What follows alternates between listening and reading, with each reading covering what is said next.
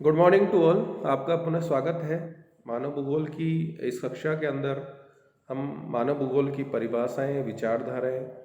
इसके जो विकास की जो स्थितियां रही उसके ऊपर चर्चा करेंगे। साथ ही जो विद्यार्थी ज्योग्राफिकल जो थॉट है, जो भौगोलिक जो चिंतन है, उस विषय को भी इस मानव भूगोल के साथ अगर अध्ययन करेंगे तो उनको निश्चित रूप से फायदा होगा। क्योंकि मानव भूगोल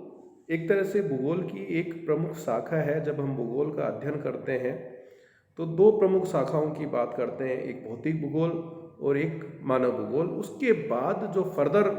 जो क्लासिफिकेशन होता है या उप विभाजन जो होता है वो देखने को मिलता है। जब हम भूगोल की बात करते हैं तो हमने पढ़ा भी है कि ज्योग्राफी, जियो प्लस ग्राफी, जिसमें पृथ्वी या भू उसका वर्णन करना ही भूगोल है। और उन जो भौगोलिक जो कारक हैं, जिसका कि हम भौतिक भूगोल के अंदर जो भौतिक जो स्थलाकृतियाँ हैं, जो भौगोलिक जो दृश्यावली हैं, लैंडस्केप्स हैं, उनका जब हम अध्ययन करते हैं तो उन चीज़ों के अध्ययन के अंदर क्या हम बिना मानव की भूमिका के कल्पना की जा सकती है, चाहे वो किसी भी तरह का कोई भी कारक रहा हो। यानी जहाँ भौतिक जो अध्ययन हम कर रहे हैं उस चीज़ों का अध्ययन मनुष्य अपनी आवश्यकताओं के लिए, मनुष्य अपनी आवश्यकताओं के अनुरूप उसको बनाने के लिए, या जो भी भौगोलिक जो कारक जो मनुष्य के जीवन को प्रभावित करते हैं, उसकी कृषि व्यवस्था को प्रभावित करते हैं, उसके आवास को प्रभावित करते हैं, उसके व्यवसाय को प्रभावित करते हैं। तो ये दोनों चीज़ें इतनी जुड़ी हुई हैं कि उनको हम एक सेपरेट नहीं कर सकते। इसलिए कहते हैं कि जो भूगोल जो होता है वो एक अंतर विषय ही जो विषय है, या एक तरह से मल्टी डायमेंशनल अप्रोच रखने वाला जो विषय है उसके रूप में जाना जाता है। जब हम विकास की बात करते हैं, मानव भूगोल के विकास की बात करते हैं, तो सबसे पहले जो भूगोल के अंदर या भौगोलिक जो भी दृष्टिकोण जिनका विकास हुआ, तो उस विकास के अंदर जिस तरह से हम पढ़ते हैं कि भूगोल का विधिवत वैज्ञानिक दृष्टिकोण से जो विकास हुआ, जो यूरोपियन जो देश थे वहाँ पर हुआ, क्योंकि वहाँ पर इन नवाचारों को, नए विचारों को एक स्वतंत्रता प्रदान की गई, रिसर्च अनुसंधान को प्रोत्साहित किया गया। और कहीं न कहीं किसी भी विषय का जो विकास होता है या विज्ञान का भी विकास होता है, तो जैसे कि कहा जाता है कि आवश्यकता आविष्कार की जननी होती है, तो वही चीज़ भूगोल के संदर्भ में भी हमें देखने को मिलती है।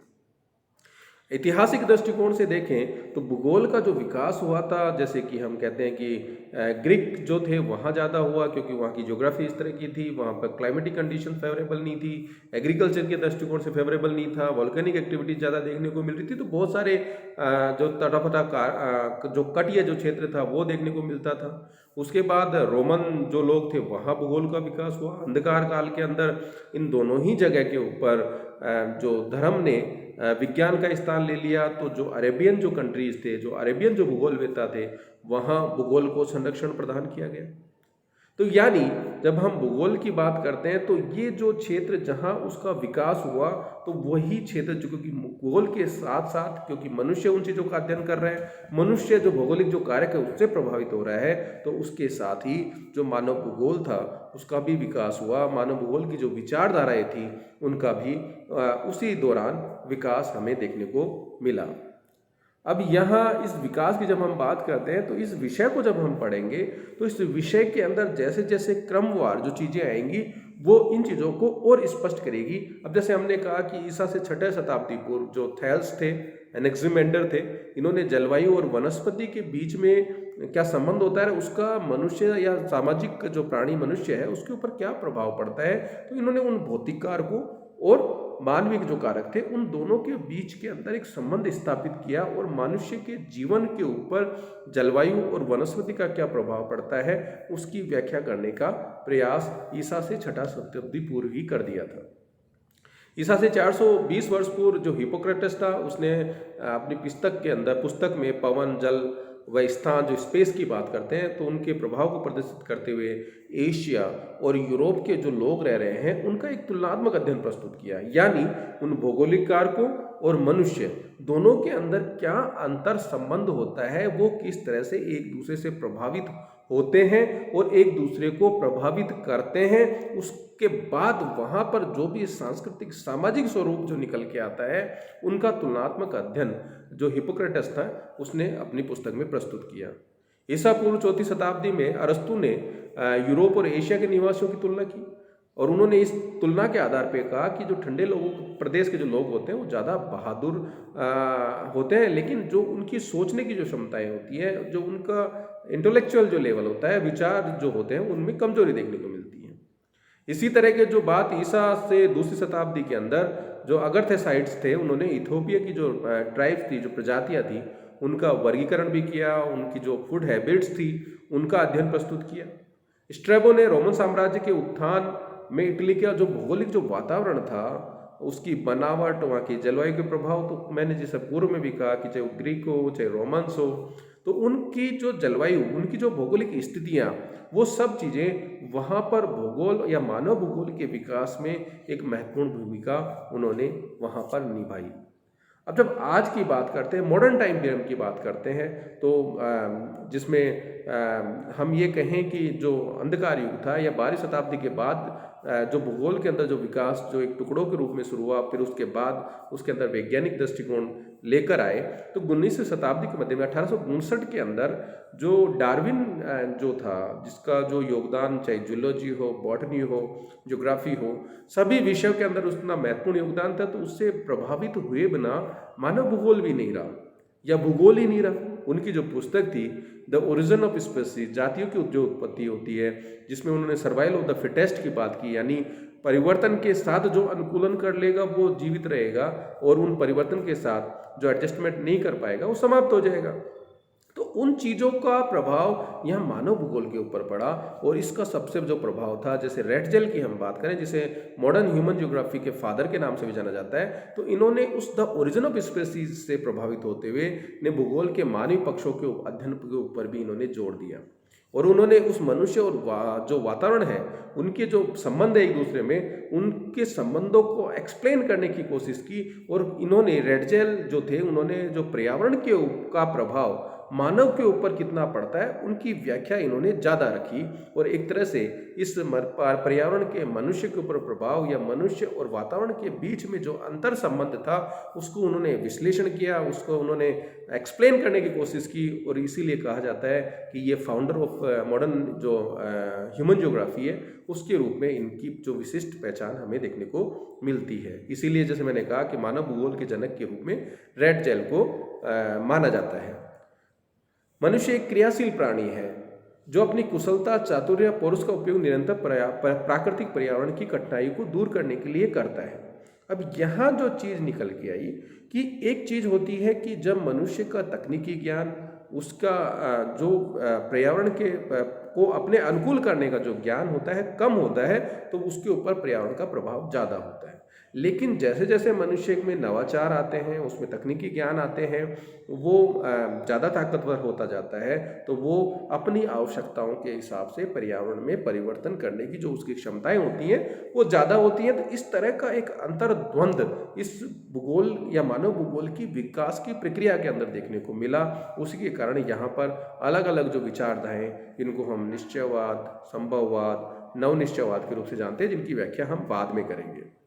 अब यहाँ क्योंकि वो अधिकतम बेनिफिट लेना चाहता है एटमॉस्फेयर से, और ये जो क्रिया प्रतिक्रिया मनुष्य और वातावरण के बीच में चलती रहती है, और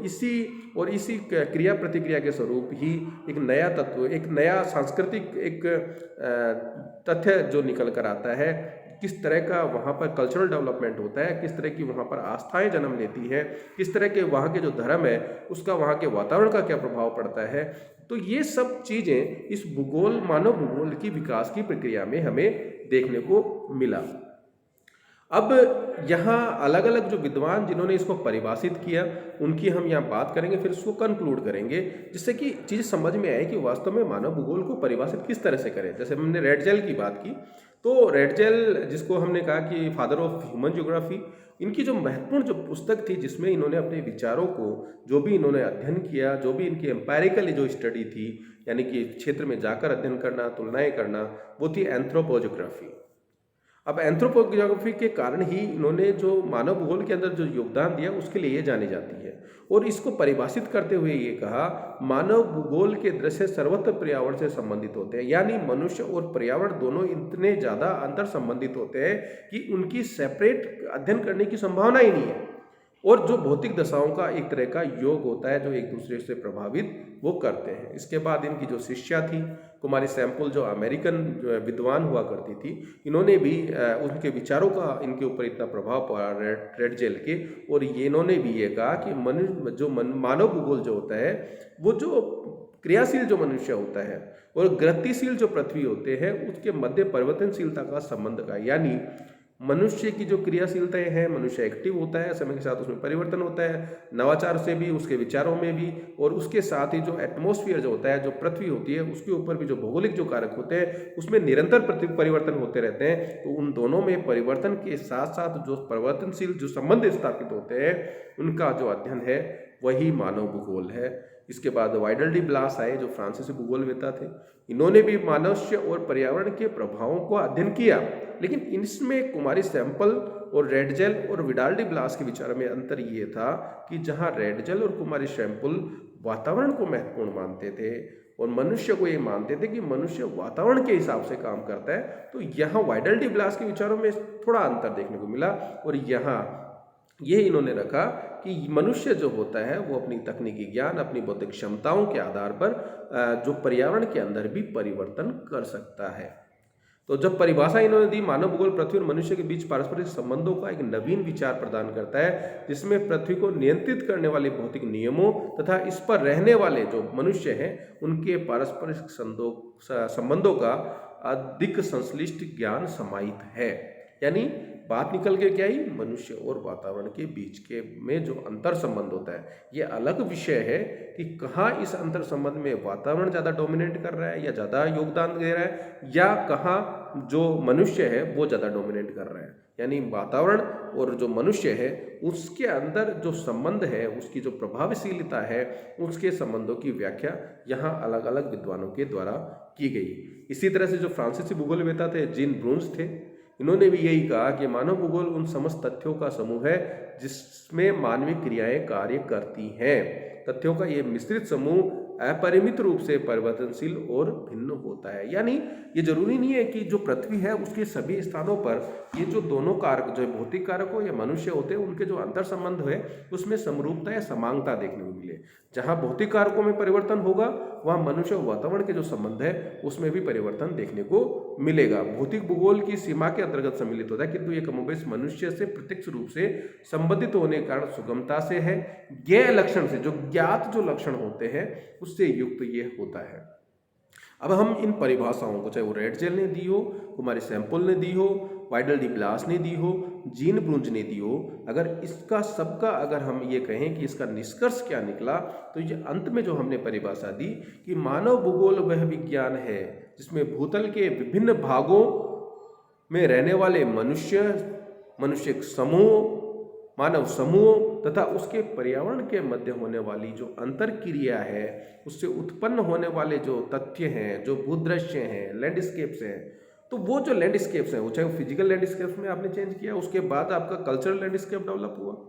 तो मनुष्य और वातावरण एक दूसरे से किस तरह से प्रभावित होते हैं, एक दूसरे को किस तरह से प्रभावित करते हैं, दोनों चीज़ें बहुत महत्वपूर्ण हैं। तो उन सब चीज़ों का जो अध्ययन किया जाता है वही मानव भूगोल है। यानी मानव भूगोल मनुष्य और वातावरण के मध्य के अंतर संबंधों की व्याख्या करना ही मानव भूगोल का जो है ध्येय होता है, उसकी परिभाषा होती है। अब यहाँ अगर हम स्कोप की बात करते हैं, स्कोप ऑफ ह्यूमन ज्योग्राफी की बात करते हैं, तो एक चीज़ मैं आप लोगों से कहता हूँ, जब मैंने पहला वीडियो आपसे शेयर किया तो मैंने ये कहा था कि जब भी आप कोई विषय पढ़ते हैं, चाहे कोई सा भी हो भूगोल का, चाहे वो मानव भूगोल हो, संसाधन भूगोल हो, ज्योग्राफिकल थॉट हो, तो आप उसका सिलेबस को आप एक बार जरूर पूरा पढ़ें। जो भी बुक है उसके अंदर पूरे जो चैप्टराइजेशन है उसको पूरा पढ़ें, क्योंकि वही चीज़ जो एक्सप्लेन करता है वो सारा ही उस विषय का विषय क्षेत्र होता है। यह अलग बात हो सकती है कि अलग अलग यूनिवर्सिटीज़ का जो सिलेबस होता है वो अलग अलग हो सकता है, तो वो जो सिलेबस है, उस पर्टिकुलर पेपर का जो सिलेबस है, वही उस विषय का विषय क्षेत्र भी होता है। लेकिन उस विषय क्षेत्र की और ज़्यादा हम जब अध्ययन करते हैं, बड़ी क्लासों में जाते हैं, तो उसके विषय क्षेत्र का जो अध्ययन है और हम विस्तृत रूप से उसको करने लग जाते हैं। अब यहाँ जो आधुनिक फ्रांसीसी जो मानव भूगोल के संस्थापक, मानव भूगोल के नहीं, केवल फ्रांसीसी मानव भूगोल के संस्थापक वाइडल डी प्लास को जाना जाता है। वो तो यहाँ उन्होंने इसके विषय क्षेत्र की विस्तृत व्याख्या इन्होंने की। उनकी जो पुस्तक थी प्रिंसिपल डी ज्योग्राफी ह्यूमनी, क्योंकि फ्रांसीसी भाषा में लिखी हुई थी, जिसको मानव भूगोल के सिद्धांत के नाम से जाना जाता है, और इसका जो पब्लिकेशन हुआ था 1922 में जो था, इनकी डेथ हो गई उसके बाद हुआ। और उन्होंने 3 चीज़ों को महत्वपूर्ण माना इन्होंने, एक तो जनसंख्या, एक सांस्कृतिक तत्व और यातायात के साधन। यहाँ जो जनसंख्या है, वो जनसंख्या उस प्राकृतिक वातावरण में रहती है, उसके द्वारा जो गतिविधियां संचालित की जाती है, वहाँ पर वो एक सांस्कृतिक लैंडस्केप का डेवलपमेंट होता है। और वहाँ एक दूसरे से कम्युनिकेशन करने के लिए, अपने साधनों को एक जगह से दूसरे स्थान पर ले जाने के लिए, तो जो मीन ऑफ ट्रांसपोर्टेशन है, यातायात के जो साधन है, उनको भी इन्होंने मानव भूगोल के विषय क्षेत्र के अंदर इस पुस्तक जो इनकी मानव भूगोल के सिद्धांत है उसमें शामिल किया। कुछ चीज़ें इन्होंने अपने जो पुस्तक का जो परिशिष्ट जो भाग होता है, उसमें इन्होंने प्रजातियों के संदर्भ में बात की, जो इनोवेशंस आविष्कार के जो नए प्रकार थे, जीवन के बाद मानव सभ्यता और नगरों के अध्ययन की बात की। यानी कि एक तरह से कहीं न कहीं इन्होंने मानव भूगोल के अंदर जो अधिवास भूगोल की बात थी, जो अर्बनाइजेशन की जो बात थी, उन सब चीज़ों का भी इन्होंने मानव भूगोल के विषय क्षेत्र के अंदर उन चीज़ों को सम्मिलित किया। अब जीन ब्रुंज की बात करते हैं, इनका योगदान बहुत महत्वपूर्ण है, और विभिन्न प्रतियोगी परीक्षाएं, चाहे वो नेट हो या किसी भी तरह की जो ज्योग्राफी से रिलेटेड कोई एग्जाम होती है, इससे सवाल जरूर आपसे पूछा जाता है। इन्होंने जो अध्ययन जो क्षेत्र था, विषय जो क्षेत्र था, उसकी 2 आधारों पे वर्गीकरण करके उसकी विस्तृत व्याख्या की। एक तो सभ्यता के विकास के आधार पे वर्गीकरण, किस तरह से एक सिविलाइजेशन की जो प्रक्रिया शुरू हुई उसकी इन्होंने बात की, और एक तो होता है पॉजिटिव क्लासिफिकेशन, यथार्थवादी वर्गीकरण, जिसको हम ये कहते हैं पॉजिटिज्म की बात करें, यानी कि जो प्रत्यक्ष में जो चीज़ें हम देख रहे हैं, उन सब चीज़ों को उस विषय के अंदर सम्मिलित करना, कि जो मनुष्य और वातावरण के जो अंतर संबंध हैं उनकी एक तरह से व्याख्या करना, प्रत्यक्ष रूप से उसको जो एक तरह से रियलिटी के अप्रोच लेके चलना, ये इन्होंने इस चीज़ के अंदर शामिल करते हुए उसकी व्याख्या की। जब हम सभ्यता के विकास के आधार पर वर्गीकरण की बात करते हैं, तो इन्होंने 4 भागों में इसको क्लासिफाई किया और उसको एक्सप्लेन करने की कोशिश की, जिनका कि हम मानव भूगोल के अंदर अध्ययन करते हैं। एक है अनिवार्य आवश्यकता का भूगोल, यानी जो नेसेसिटीज़ होती हैं किसी भी व्यक्ति के लिए, जैसे हम कहते हैं कि मनुष्य के लिए भोजन, वस्त्र और आश्रय, यानी कि रोटी, कपड़ा, मकान सबसे महत्वपूर्ण आवश्यकताएं होती हैं। अब वो रोटी, कपड़ा और मकान की जो आवश्यकताएं हैं वो कहाँ से पूर्ति होती है? वातावरण से। अब उस वातावरण और मनुष्य के जो संबंध हैं, चाहे वो उसके आवास के संदर्भ में हो, चाहे उसके भोजन की हो, या उसके जो वस्त्र है उसके संदर्भ में हो, तो इन चीज़ों को इन्होंने मानव भूगोल के अंदर समाहित किया। दूसरा था geography of the earth exploration, हम भूमि से क्या दोहन करते हैं, पशुपालन, कृषि,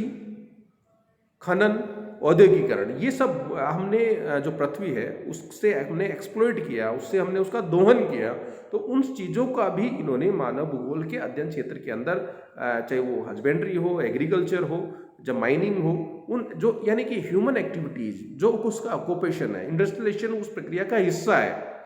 तो उसमें जो चेंजेज आए वो भी मानव भूगोल के जो विषय क्षेत्र थे उसके अंदर शामिल थे। सामाजिक भूगोल, जब एक कल्चरल लैंडस्केप डेवलप होते हैं, एक कल्चरल एक चीज़ें जब डेवलप होनी चाहती है, एक व्यक्ति होता है, व्यक्ति से समाज, समाज से राष्ट्र का निर्माण होता है, तो वो जो सामाजिकरण की जो प्रक्रिया है वो भी इन्होंने इस जो भूगोल का जो विषय क्षेत्र है उसमें, चाहे एक दूसरे के ऊपर अंतर्निर्भरता की बात करो, एक कोऑपरेटिव सहकारिता की बात करो, एक लेबर डिवीज़न होता है, श्रम विभाजन की बात करो, एक नागरिक व्यवस्था की बात करें, तो ये भी एक मानव भूगोल के अध्ययन क्षेत्र के अंदर इन चीज़ों को शामिल करते हैं। राजनीतिक तथा ऐतिहासिक भूगोल, जब व्यक्ति संगठित होता है तो संगठित होने के बाद उनके द्वारा कार्य विभाजन होता है, एक संगठन एक निश्चित उद्देश्य को पूर्ति करते हुए लोग एक तरह से कोऑपरेट होकर के एक दूसरे को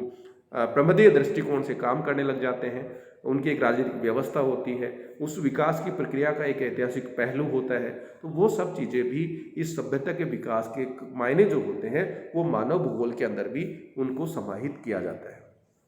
जो इनका यथार्थवादी वर्गीकरण था, जो पॉजिटिव क्लासिफिकेशन था, इसके अंदर इन्होंने 3 प्रमुख और 6 आवश्यक तत्वों के अंदर इनको विभाजित किया। इसका बहुत महत्वपूर्ण जो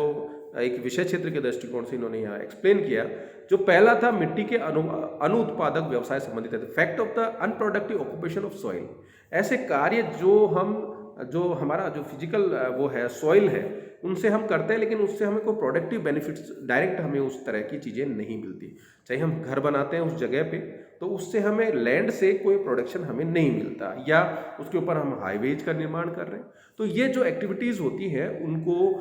जिनका अध्ययन हम यहाँ करते हैं, तो उनको जो